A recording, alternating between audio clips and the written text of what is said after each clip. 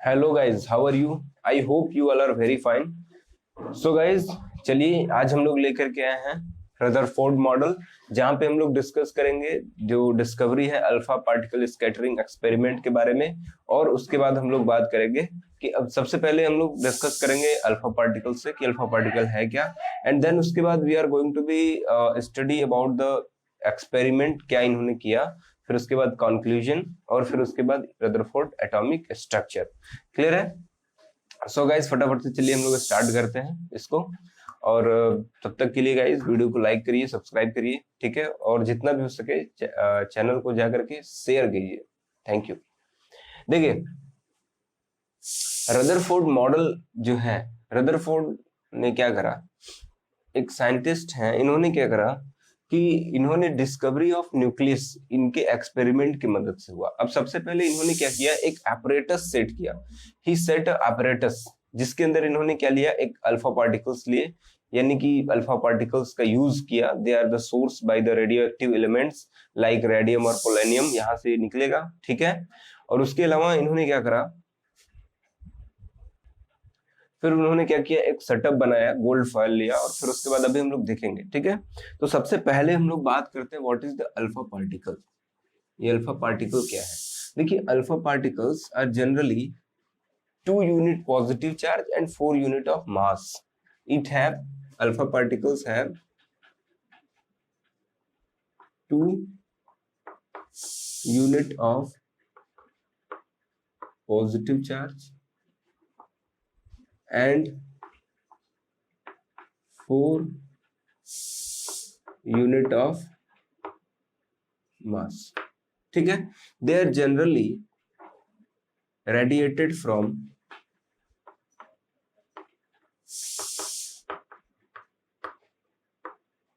radioactive elements,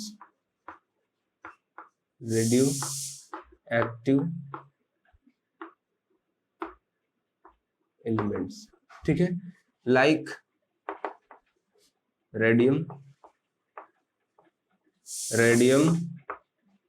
and polonium,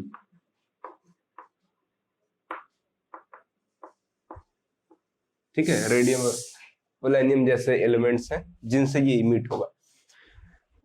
तो alpha particle के बारे में आप जरा ध्यान दीजिए कि it is, alpha particle is the 2 unit positive charge, इसके ऊपर 2 यूनिट पॉजिटिव चार्ज होगा, 4 यूनिट मास होगा।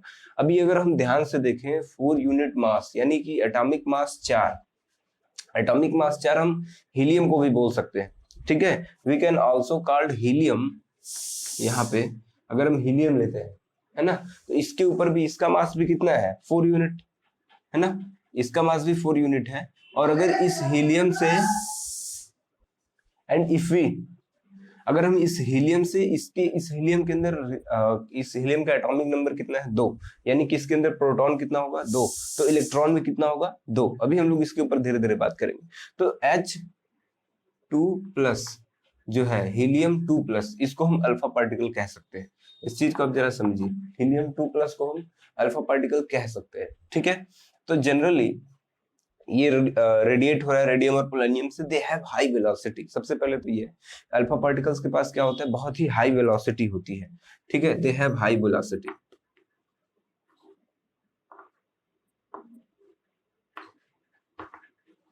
High velocity. अब इस हाई वेलोसिटी के कारण ये क्या करेगा कि किसी भी गोल्ड फॉइल की बात करें या किसी भी सरफेस को पेनिट्रेट कर सकता है, यानी कि उसको आर पार जा सकता है, ठीक है। तो ये इसकी कैपेबिलिटी होती है। तो this is about the alpha particles. Alpha particles क्या है, ठीक है, ये इतनी चीजें हमको याद रखनी है अल्फा पार्टिकल के बारे में। तो हम इस एक्सपेरिमेंट में आकर के धीरे धीरे इन चीजों को देख भी लेंगे कि अल्फा पार्टिकल्स क्या है। ये बेसिक है कि have 2 unit of positive charge, 4 unit of mass, radiated from radioactive elements like radium and polonium, and they have high velocity. That's why they can penetrate in certain extent. कुछ हद तक किसी भी क्या करेंगे, सरफेस को ये पेनिट्रेट कर सकते हैं, छेद सकते हैं, ठीक है। इतना याद रखें। इसके बाद हम लोग डिस्कस करते हैं जो उनका मॉडल था। तो फटाफट से आप इसको देख लीजिए। अब देखते हैं फटाफट से। देखिए, ये हमारा एक छोटा सा सेटअप है जो कि रदरफोर्ड का सेटअप रहा होगा, ठीक है। हम लोगों ने क्या देखा, देखिए दिस इज द, सबसे पहले हम नॉमिनेट कर लेते हैं, ये क्या है, ये हमारा है सोर्स ऑफ अल्फा पार्टिकल, ठीक है, सोर्स ऑफ अल्फा पार्टिकल, यानी यहाँ पे क्या हो सकता है, रेडियम या फिर एंड पोलेनियम, ठीक है, यहाँ पे कुछ ऐसा हो सकता है, या रेडियम हो या पोलेनियम हो, this is the source of alpha particle, ठीक है, अल्फा पार्टिकल। ये क्या है, इट इज द बीम, ये क्या है, ये सारे के सारे क्या है, they are the beam of alpha particles, beam of alpha particles, ठीक है। तो देखिए यहाँ पे क्या किया, एक डिफ्लेक्शन लगा करके सारे बीम को यहाँ पे रोक दिया गया, एक बीम को पास होने दिया गया, ठीक है। अब ये बीम यहाँ से एक सिंगल बीम है जो कि यहाँ से क्या हो रही है, पास हो रही है, ये क्या है, यहाँ पे देखिए, this is the gold foil,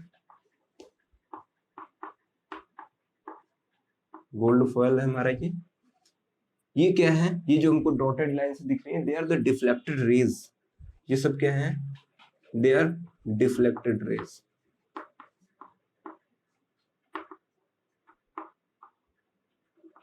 deflected rays. ये जो दिख रहा है हमको, ये है जिंक सल्फेट का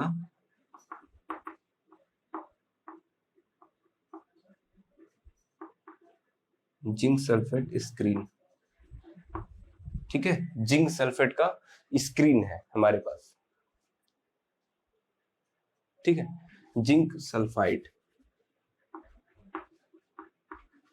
जिंक सल्फाइड का ये स्क्रीन हमारे पास है। तो we have what, this is the source of alpha particles, gold foil है ना, deflected rays, zinc sulphide screen. अब हम लोग फटाफट से समझते हैं कि ये हमारा रदरफोर्ड का स्कैटरिंग मॉडल का एक सेटअप रहा होगा, जहां पे इसने क्या लिया, इन्होंने क्या लिया, सोर्स लिया, और उसके बाद इसमें से बीम्स यानी कि जो रेज हैं वो निकली, और उन्होंने क्या किया, एक बीम को यहाँ से जाने दिया, और फिर उसके बाद क्या हुआ, यहाँ पे इन्होंने गोल्ड फॉयल लगा रखा है, जो कि बहुत ही क्या है, वी कैन से दैट बहुत ही थीन है, बहुत ही पतला है, ठीक है।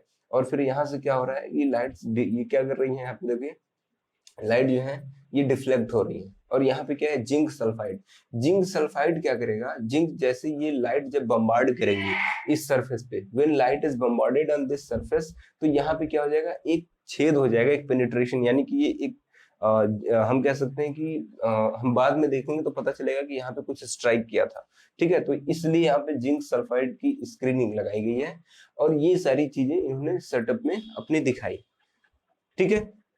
तो this is the simple Rutherford model experiment, आपको समझ में आना चाहिए, सिंपल सा है, कुछ है नहीं इसमें। यहाँ पे सोर्स है अल्फा पार्टिकल का, जहां से बीम्स निकल रही हैं, ठीक है, देयर मे बी रेडियम और प्लेनियम, वहां पे बात हुआ था। तो यहाँ पे बीम ऑफ अल्फा पार्टिकल्स, सारे बीम को रोक दिया गया, एक को कंसंट्रेट किया गया आगे जाने के लिए, और यहाँ पे ये चीजें हो रही है, यहाँ पे स्कैटर कर रहा है और चीजें हो रही है।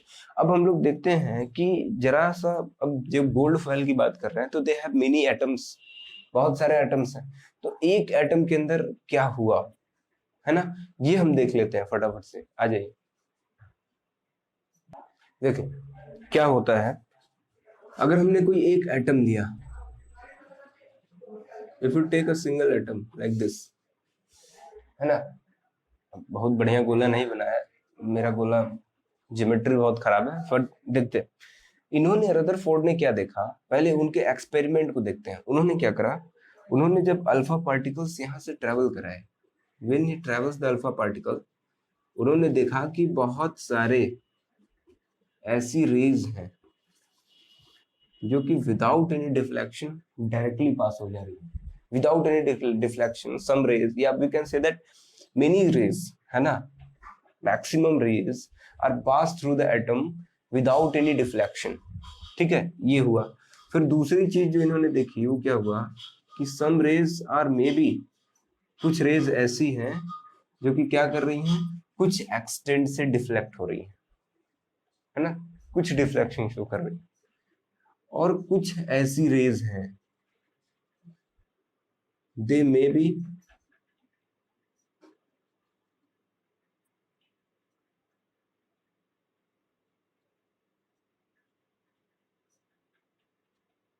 इस तरीके की। ये क्या हुआ जरा देखिए। अभी हम लोगों ने कोई कंक्लूजन कुछ भी नहीं लिया, अभी हम लोग बस एक एसम्पशन देख रहे हैं। जरा समझिए हो क्या रहा है यहाँ पे। ये क्या है, इट इज अल्फा पार्टिकल। कैसा है ये, पॉजिटिव चार्ज है, ठीक है, पॉजिटिव चार्ज है। दूसरी चीज आप याद रखिए अल्फा पार्टिकल के कंडीशन में, it is 700 times heavier, 7000 times heavier than electron. ये क्या है, 700 टाइम्स हैवियर देन इलेक्ट्रॉन्स। 7000 गुना ज्यादा हैवी है इलेक्ट्रॉन्स, यानी जो इलेक्ट्रॉन का मास होगा उसके रीजन में ये 7000 गुना ज्यादा इसका वेट है। तो इलेक्ट्रॉन तो हम देख रहे हैं कि अल्फा पार्टिकल को इलेक्ट्रॉन, ऐसा नहीं होगा कभी भी कि अल्फा पार्टिकल जाकर के इलेक्ट्रॉन से टकराएगा और इलेक्ट्रॉन के कारण अल्फा पार्टिकल्स के डायरेक्शन चेंज होंगे, नहीं। अगर ये इलेक्ट्रॉन से टकराएगा तो इलेक्ट्रॉन का डायरेक्शन चेंज होगा, इसका नहीं होगा, क्योंकि ये ज्यादा हैवियर है। आप लोगों ने सुना ना, जो ज्यादा हैवी होगा उसका वो दूसरे को डिस्प्लेस कर देगा, ठीक है। तो ये हो रहा है। तो ये जो बहुत सारी रेज पास हो गई, ऐसा इसलिए हो रहा है क्योंकि या तो एटम के अंदर बहुत सारा खाली जगह है, या तो वहां पे इलेक्ट्रॉन्स। दो ही कारण है कि ये डायरेक्टली पास हो रहा है। पहला कारण, या तो बहुत ज्यादा एम्प्टी स्पेस है, और दूसरा, या तो वहां पे इलेक्ट्रॉन्स निगेटिविटी चार्ज। दूसरी चीज कि ये जो रेज हैं जो कि डिफ्लेक्ट हो रही हैं, दे आर मे बी, हमने सुना है कि पॉजिटिव और निगेटिव हमेशा अट्रैक्ट करता है, तो ये इधर आना चाहिए था, बट ये डिफ्लेक्ट हो रहा है। मीन्स कुछ ऐसी चीज है जो कि इनको डिफ्लेक्ट कर रही है। और पॉजिटिव चार्ज को डिफ्लेक्ट कौन करेगा, positive charge. Same charge are repel to each other, that means कि कुछ तो है, कोई पॉजिटिव चार्ज है इस एटम के अंदर जो कि डिफ्लेक्ट कर रहा है, दे मे बी डिफ्लेक्ट, ठीक है। और तीसरी चीज जो हमको दिख रही है वो ये दिख रही है कि यहां से जो एटम्स 90, जो पार्टिकल्स 90 डिग्री पे या 180 डिग्री के डिफ्लेक्ट कर रहे हैं, 90 या मोर देन 90 या 180 डिग्री पे एकदम वापस डिफ्लेक्ट कर रहे हैं, बाउंस बैक कर रहे हैं आफ्टर बम्बार्डमेंट। तो होगा क्या, यहां से हम देख रहे हैं कि कुछ ऐसी चीज है, और ये बहुत ही ऐसा लाखों में, मतलब अगर हम 1 लाख पार्टिकल, 1 लाख पार्टिकल्स छोड़ेंगे तो उसमें से एक पार्टिकल्स ये 180 डिग्री या 90 डिग्री पे डिफ्लेक्शन शो कर रहा है। ये चीज आप समझिए। ये कंडीशन हमको कितने में दिखेगा, 1 लाख में एक, ठीक है, 1 लाख में एक, 1 in 1 लाख। तो सबसे पहले अभी हमको जो एक कंक्लूजन और चीजें जो समझ में आनी है वो ये है कि यहाँ पे एक पॉजिटिवली चार्ज है, पॉजिटिव चार्ज है, जो कि इस रे को क्या कर रहा है, डिफ्लेक्ट कर रहा है, और इस रे को डिफ्लेक्ट कर रहा है, ठीक है। और दूसरी चीज, यही पॉजिटिव चार्ज यहाँ पे इतना हार्ड, या फिर यहाँ पे एक न्यूक्लियस है, हार्ड सरफेस है, जो कि क्या कर रहा है, इन सरफेस को यहां से स्ट्राइक करने के बाद बाउंस बैक कर दे रहा है, यानी कि अपने आप से पास नहीं होने दे रहा है, ठीक है। तो एक क्या है, बहुत ही हैवियर सरफेस यहाँ पे है। तो this things is going to be happen in case of Rutherford experiment. आपको 3 चीजें याद रखनी है, 3 things you must be remember. सबसे पहली चीज यहीं पे लिख लेते हैं, इसको हटा लेते हैं फिर लिखते हैं, या फिर हम यहाँ पे लिख सकते हैं। सबसे पहली चीज कि there are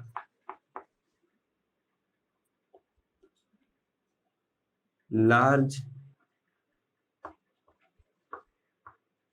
empty space in the atom। यहाँ पे बहुत सारा खाली जगह है। पहला ये वाला, पहले रेस से पता चल रहा है। दूसरे वाले रेस हमको क्या बता रहा है, दूसरी चीज क्या पता चल रही है कि इन एटम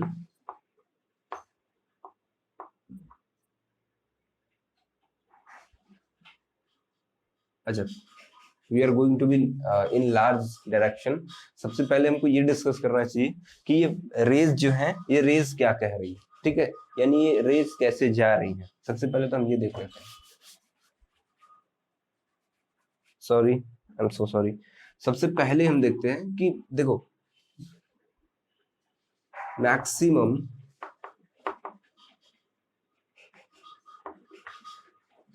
रेज ऑफ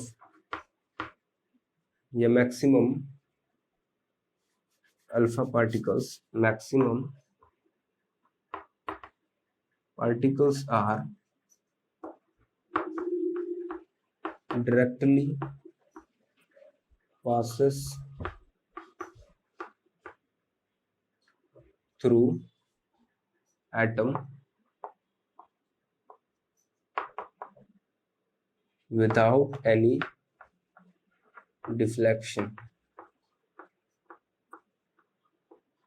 ठीक है, maximum particles are directly passes through atoms without any deflection, ये मैक्सिमम है, इनका नंबर मैक्सिमम है। दूसरी चीज हम देख रहे हैं, जरा समझिए, दूसरी चीज हम लोगों ने क्या देखा कि सम, है ना,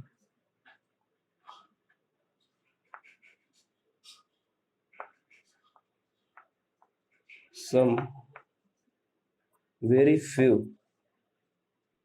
particles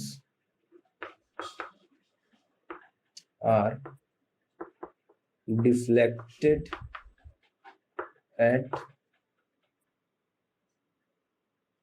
certain very small angle।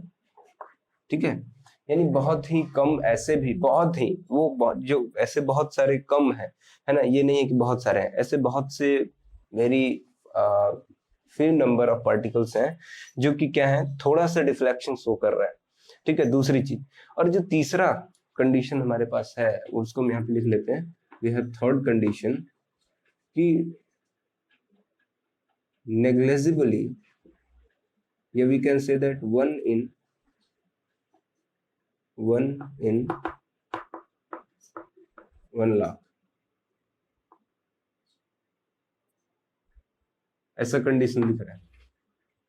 Some particles are deflected at 19 degree और 180 डिग्री, 90 से 180 डिग्री तक का डिफ्लेक्शन भी हमको दिख रहा है। ये कब हो रहा है? एक से एक हो रहा है, 1,00,000। अगर हम 1,00,000 पार्टिकल्स थ्रो करेंगे तो उसमें से एक पार्टिकल्स होगा जो ये कंडीशन शो करेगा। ठीक है, तो ये 3 एक्सपेरिमेंट उन्होंने देखा, ऐसा हो रहा है। अब हम कंक्लूजन पे आते हैं जो हम लोग पहले करने वाले थे। ठीक है, कि क्या है, तो दिस इज द 3 कंडीशंस। ठीक है, आप फटाफट से याद करेंगे इसको कि maximum particles are directly passes through atoms, है ना, विदाउट एनी डिफ्लेक्शन, हमको दिख रहा है पहला कंडीशन। दूसरा condition, some very few particles are deflected at very small angle. और तीसरा, some particles are deflected at 90 और 180 डिग्री, लेकिन वो बहुत ही रियर है। ठीक है, तो आप देख लीजिए फटाफट से इसको। ओके, तो अब आते हैं हम लोग कंक्लूजन वाले पार्ट पे। कंक्लूजन ऑफ एक्सपेरिमेंट, है ना, कि एक्सपेरिमेंट का कंक्लूजन क्या हुआ। तो सबसे पहला कंक्लूजन जो हम लोगों ने देखा कि बहुत सारे पार्टिकल्स जो है वो डायरेक्टली पास हो जा रहे हैं without any deflection. That means कि वहां पे क्या होगा, सबसे पहली चीज अगर हम वहां पे दिमाग लगाएं तो हमको पता चलेगा कि दैट मीन्स वहां पे या तो बहुत सारा एम्प्टी स्पेस हो या फिर इलेक्ट्रॉन्स हो, क्योंकि इलेक्ट्रॉन्स के रहने का कोई मतलब नहीं है। अल्फा पार्टिकल्स उसे क्या कर लेगा, डिफ्लेक्ट कर देगा, वो उससे अल्फा पार्टिकल के पाथ पे कोई डिफ्लेक्शन नहीं होगा, क्योंकि उसका मास क्या है, ज्यादा है। ठीक है, they have 7,000 times heavier than the mass of electron. तो सबसे पहली चीज कि there is very large, we can say that very large amount of empty space is present in large empty space is very large empty space are present in atom। ठीक है, present in atom, atom के अंदर बहुत empty space present है और electrons are present there, या फिर वहां पे इलेक्ट्रॉन प्रेजेंट हो सकते हैं, ऐसा पहला कंडीशन। दूसरा कंडीशन क्या निकल करके आया कि there is certain positive charge present. दूसरी चीज क्या आई, देखिए दूसरी चीज क्या है कि अब बहुत ही कम फ्यू पार्टिकल्स जो है वो क्या हो रहे हैं, डिफ्लेक्ट हो रहे हैं, है ना, एट सर्टेन एंगल। तो हम क्या लिख सकते हैं कि सम स्मॉल, या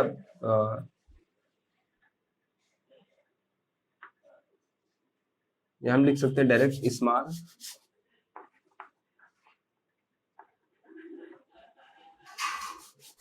जरा समझिए। सबसे पहले देखिए हम क्या लिख सकते हैं, small space is present in the atom which is positively charged।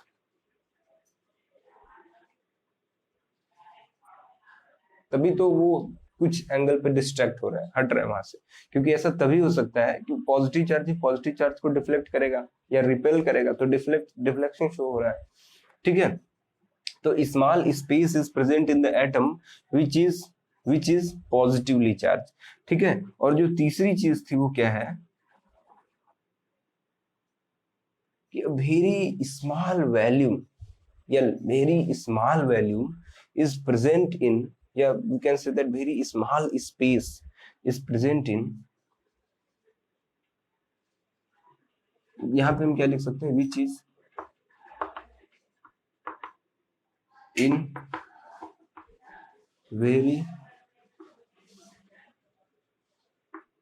small volume space। ठीक है, यहाँ पे तीसरा पॉइंट हम क्या जोड़ सकते हैं, क्योंकि अब बहुत ही कम ऐसे पार्टिकल्स हैं जिसको डिफ्लेक्ट कर पा रहा है ना 90 डिग्री और 180 डिग्री पे, तो हम यहाँ पे क्या लिख सकते हैं कि इन द सेंटर, या we can say that atom a very negligible, a very less space is present, या we can say that, हम यहाँ पे क्या लिखेंगे कि very small space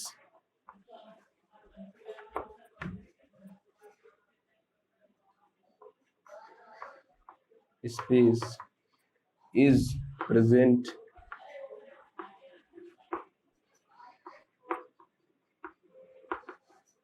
which is very harder। ठीक है, which is very harder, that's why, इसके कारण क्या हो रहा है कि हमारा जो अल्फा पार्टिकल है वो उसको पेनिट्रेट नहीं कर पा रहा है और वहां से रिबाउंड हो जा रहा है।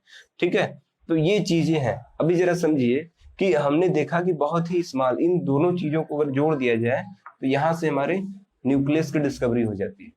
Nucleus is positively charge and present in very small space of the atom.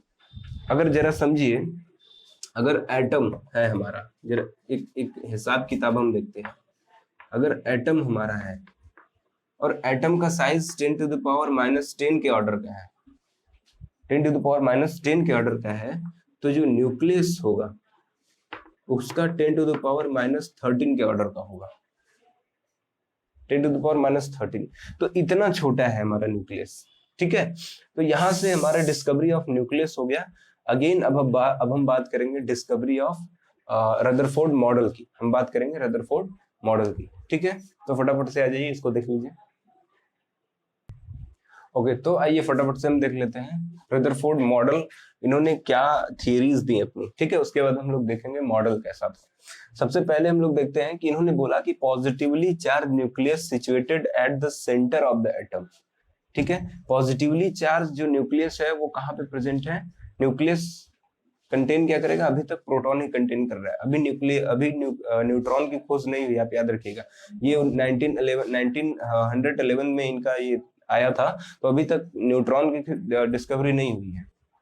तो इन्होंने बोला कि positively charge nucleus situated at the centre of the atom, और दूसरी चीज इन्होंने बोला which carries almost the entire mass of the atom, यानी कि जो न्यूक्लियस है, न्यूक्लियस के अंदर पूरे एटम का जो मास है वो क्या है, कंसंट्रेटेड है, यानी कि जो सारा का सारा मास है एटम का वो कहाँ पे है, न्यूक्लियस के अंदर सिचुएटेड है। ठीक है, क्योंकि जब मैं इलेक्ट्रॉन पढ़ा रहा था तब भी मैंने बोला था कि इलेक्ट्रॉन का मास हम नेग्लिजिबल ले लेते हैं। ठीक है, तो इस कंडीशन में आप याद रखना। दूसरा पॉइंट इन्होंने बोला electrons are distributed in empty space around the nucleus. ठीक है, इन्होंने बोला कि जो इलेक्ट्रॉन है वो क्या है, एम्प्टी स्पेस में डिस्ट्रीब्यूटेड है अराउंड ड nucleus, different concentric circular orbit पे, यानी कि डिफरेंट डिफरेंट ऑर्बिट्स है जिसके ऊपर इलेक्ट्रॉन्स क्या है, अरेंज है। अभी थ्योरी देख लीजिए, अभी हम फिर से डायग्राम के थ्रू समझेंगे। अब दूसरा दिया कि इलेक्ट्रॉन इज इक्वल, इलेक्ट्रॉन्स जो है वो इक्वल है नंबर ऑफ प्रोटॉन की, यानी कि ये क्या कर रहा है, एटम्स आर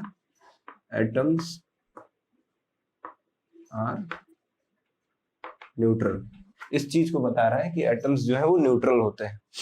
चौथा पॉइंट उन्होंने बोला कि the volume of the nucleus, अभी हमने बात किया था कि वॉल्यूम जो होगा न्यूक्लियस बहुत ही छोटा होगा as compare to the atom, तो the volume of the electron या volume of the nucleus is negligibly small. Volume of the nucleus is negligibly small as compared to the volume of atom.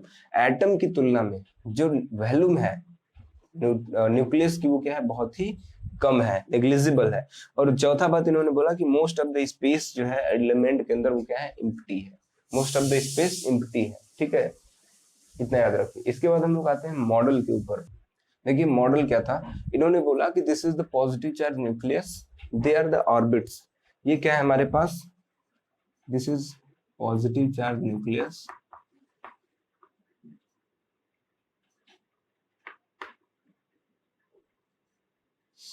इधर क्या है, इनको हम क्या बोल रहे हैं, दे आर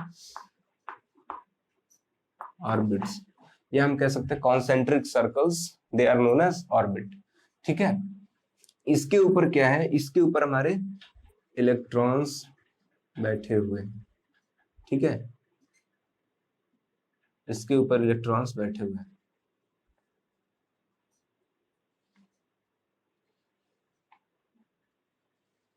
इस तरीके से इलेक्ट्रॉन्स इसके ऊपर क्या है, अरेंज्ड है, दे आर द इलेक्ट्रॉन्स। अभी जरा समझिए रदरफोर्ड मॉडल, ये जो था इन्होंने ये तो बता दिया कि electrons are present in this, ऐसा। ठीक है, तो इन्होंने बोला कि द अरेंजमेंट ऑफ द, इन्होंने ऐसा कुछ बोल दिया कि ये ठीक वैसे ही है जैसे कि हमारे हम कह सकते हैं कि इन्वायरमेंट या हमारे जो सोलर सिस्टम के अंदर क्या है, हमारे सोलर के सिस्टम के अंदर क्या है, ये हमारा सन हो गया, सूरज है ना, और उसके अराउंड क्या है, सारे के सारे ग्रह जो है वो चक्कर लगा रहे हैं, है ना। दिस उन्होंने बोला कि ये सेम उसी की तरह है, हमारा जो सारा ग्रह है वो चक्कर लगा रहा है ना। तो सेम वैसे इन्होंने बोला कि the same situation is here also, ऐसा ही है, क्योंकि कॉन्सेंट्रिक सर्कल वहां भी है, कॉन्सेंट्रिक सर्कल यहाँ भी है। ठीक है, तो प्लैनेटरी उन्होंने क्या कर दिया, एक यहाँ पे जो थ्योरी दी कि ये क्या है, same as solar system.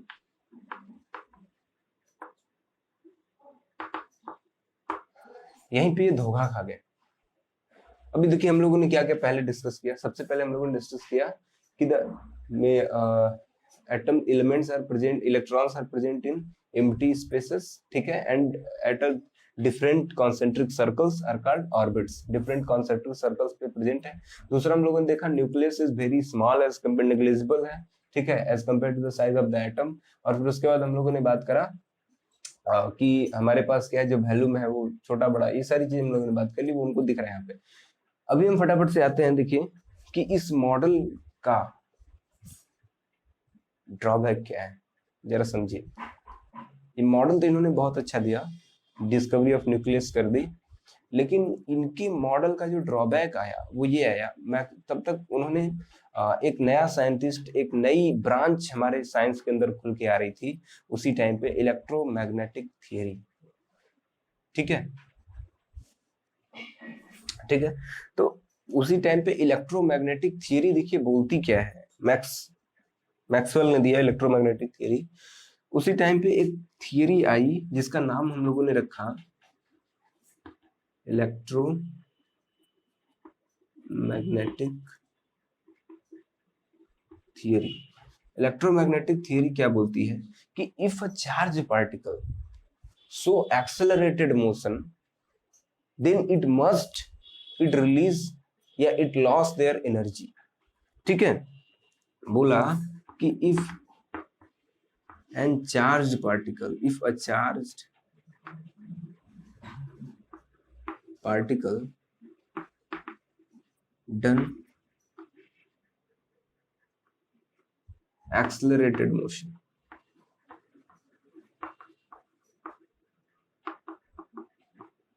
then it lost their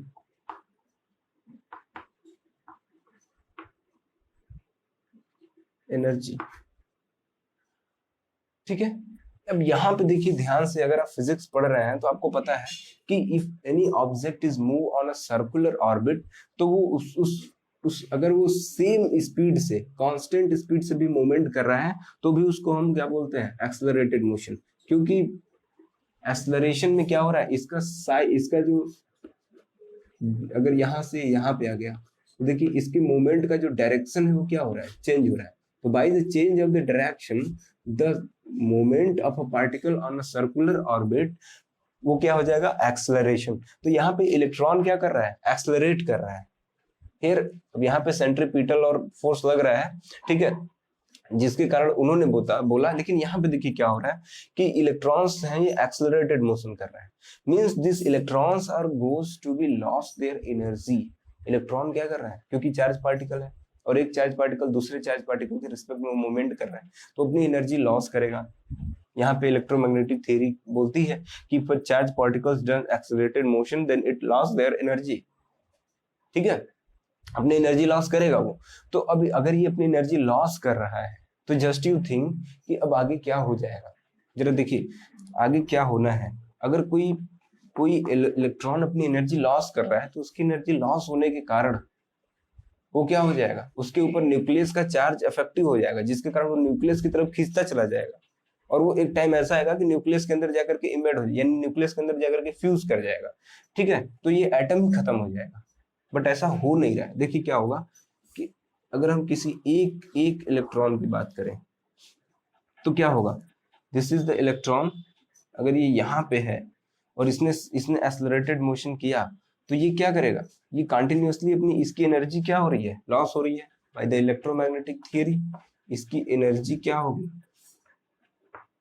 loss होगी। तो जब इसकी एनर्जी लॉस होगी तो ये क्या करेगा, जाकर के न्यूक्लियस में फ्यूज कर जाएगा, तो एटम क्या हो जाएगा, एटम ही खत्म हो गया। बट ऐसा हो नहीं रहा। रदरफोर्ड ने गलती यही कर दी कि चूंकि जब हम सोलर सिस्टम की बात करते हैं तो वहां पे जो हमारे प्लैनेट्स हैं they are not a charge particle, वो बल्कि मास है। ठीक है, तो वो चार्ज पार्टिकल नहीं है, तो वहां पे कोई लॉस ऑफ एनर्जी नहीं हो रहा है। लेकिन यहाँ पे इन case of electron it is a charge particle, तो ये लॉस ऑफ एनर्जी करेगा, जिसके कारण यहाँ पे ऐसा शो हो रहा है ये। तो इन्होंने क्या किया, इलेक्ट्रोमैग्नेटिक थियरी को सेटिस्फाई नहीं कर पाया, सबसे पहले चीज। और दूसरी चीज, इन्होंने ये नहीं बता पाया कि the number of electrons are present in each orbit, वो कितना होगा, हर ऑर्बिट में जो हम इलेक्ट्रॉन फिक्स कर रहे हैं वो कितने होंगे, ये इन्होंने नहीं बताया। तो इन्होंने ये फिक्स नहीं कर पाया कि नंबर ऑफ जो इलेक्ट्रॉन्स हैं, how much number of electrons are present in each orbit या ईच कॉन्सेंट्रिक सर्कल्स। तो ये दो ड्रॉबैक थे हमारे किसके, रदरफोर्ड के। सबसे पहला कि इन्होंने इलेक्ट्रोमैग्नेटिक थियरी को सेटिस्फाई नहीं कर पाया, और दूसरी चीज कि इन्होंने ये नहीं बताया कि हर ऑर्बिट के अंदर जो नंबर ऑफ इलेक्ट्रॉन्स हैं वो कितने होंगे। ठीक है, सो गाइज यहाँ पे हमारा ये रदरफोर्ड मॉडल, रदरफोर्ड एक्सपेरिमेंट, और उसके बाद हम लोगों ने अल्फा पार्टिकल स्कैटरिंग एक्सपेरिमेंट जिसको हम बोलते हैं, और फिर उसके बाद उनका ड्रॉबैक, ये सारी चीजें आज हम लोगों ने देख ली हैं। तो लेक्चर काफी लेंदी हो गया है, तो आप लोग शांति से बैठ करके फटाफट से देख लीजिए। और गाइज जितना भी हो सके चैनल को लाइक करें, सब्सक्राइब करें। हम लोग अगले में आएंगे बोर्स मॉडल को लेकर के। ठीक है, तब तक के लिए जय हिंद।